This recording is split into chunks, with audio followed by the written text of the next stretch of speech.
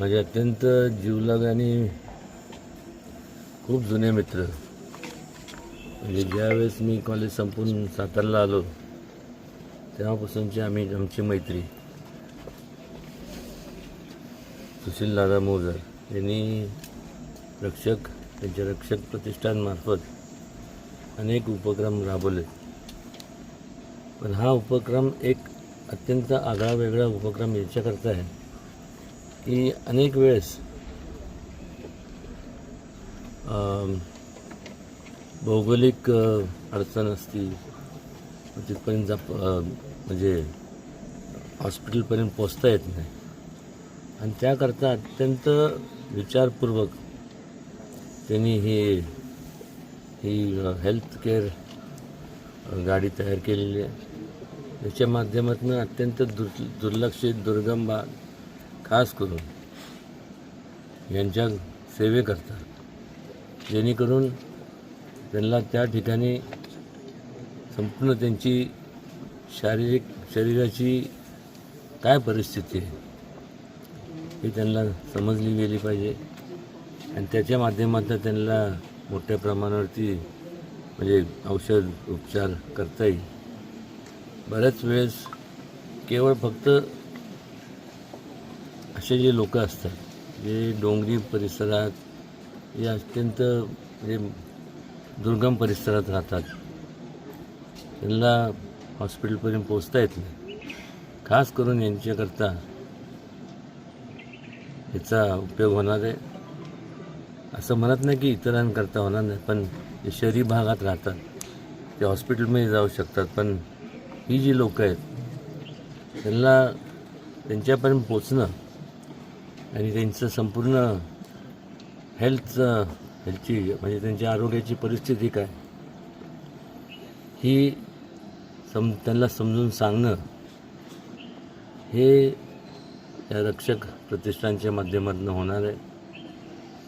म्हणजे मला वाटतं आहे की अशा प्रकारचा हा जो उपक्रम आहे, मला नाही वाटत, म्हणजे माझ्या माहितीप्रमाणे मी सांगतो, असा दुसरा कोणी अजून राबवला असेल, कदाचित असेल सुद्धा, पण माझ्या तर वाचण्यात किंवा माझ्या बघण्यात तर नाही आलं.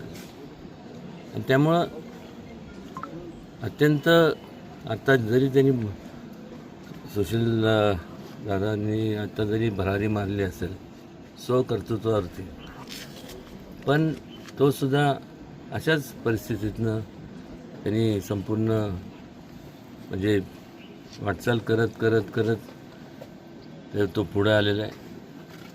त्याची जाणीव त्यांनी जी ठेवली आहे त्याबद्दल त्याचं कौतुक करावं तेवढं थोडंच आहे. आणि हा जो विचार आहे की जे लोक हॉस्पिटलपर्यंत जाऊ शकत नाही किंवा आर्थिक परिस्थितीमुळे त्यांना किंवा तिथं भौगोलिकदृष्ट्या जाऊ शकत नाही, तर त्यांच्यापर्यंत पोचून त्यांच्या संपूर्ण हेल्थचं, आरोग्याचं त्यांना संपूर्ण पॅरामीटर्स समजून सांगणं हे त्यांनी त्याचं रक्षक प्रतिष्ठानच्या माध्यमातून त्यांनी या सगळ्यांनी त्यांनी म्हणजे स्वतःचं कर्तव्य समजलं. अत्यंत स्तुत्य असा हा उपक्रम आहे. माझं तर म्हणणं आहे की याचं ठिकठिकाणी खास करून शासनाने याचं अनुकरण करावं आणि शासनाने त्यांच्या माध्यमातून अशा प्रकारच्या संपूर्ण मेडिकल चेकअप्स, बऱ्याचशा चेकअपच्या असे व्हॅन्स निर्माण कराव्यात. कारण एखादा मेडिकल कॅम्प जेव्हा आपण घेतो तर सगळ्यांना त्या ठिकाणी पोचता येत नाही. आणि त्यांना पोचता जरी येत नसेल, काय लोक वयस्कर असतात, काय लोकांना माहिती मिळत नाही, आणि त्यामुळं त्यांच्यापर्यंत पोचणं हे आपण आपलं कर्तव्य समजलं पाहिजे असं माझं शासनाला आव्हान आहे.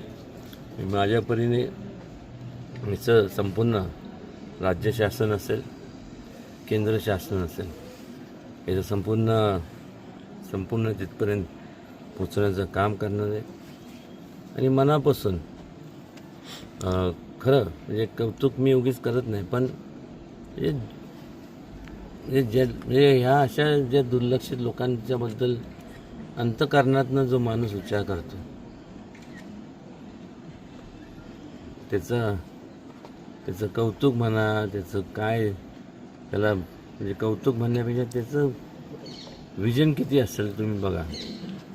शिक्षण प्राप्त झालेले अनेक लोक बघितले, काहींनी मेडिकल सायन्समध्ये PhD केल्यात, हे केलं आहे ते केलं आहे, पण ह्या लोकांना हे का सुचलं नाही?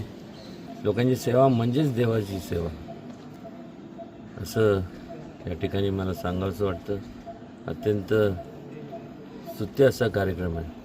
किंबहुना म्हणजे मलासुद्धा मी म्हणजे दुसऱ्याचं बोलण्यापेक्षा मी माझं स्वतःच सांगतो, मलासुद्धा सुचलं नव्हतं, मी सुशीलला सुचलं.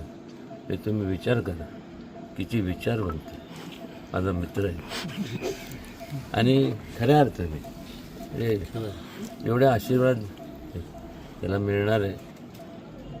आणि आशीर्वाद मिळण्याकरता ते करत नाही, पण अंतःकरणातनं लोकांची सेवा म्हणून त्यांनी संपूर्ण हे केलं आहे. खऱ्या अर्थाने मित्र असावा तर ह्या शहाण्यासारखा. श्रीमान छत्रपती वीर प्रतापसिंह राजे भोसले आमचे मार्गदर्शक यांच्या वाढदिवसानिमित्त आमच्या महाराज साहेबांनी हे डिजिटल व्हॅनचं लोकार्पण सोहळा आता झालेला आहे. तर आपण सर्व उपस्थित आहात, धन्यवाद. कुठं कुठं असेल गाडी? सातारा लोकसभा मतदारसंघात सगळ्या ठिकाणी गाडी सर.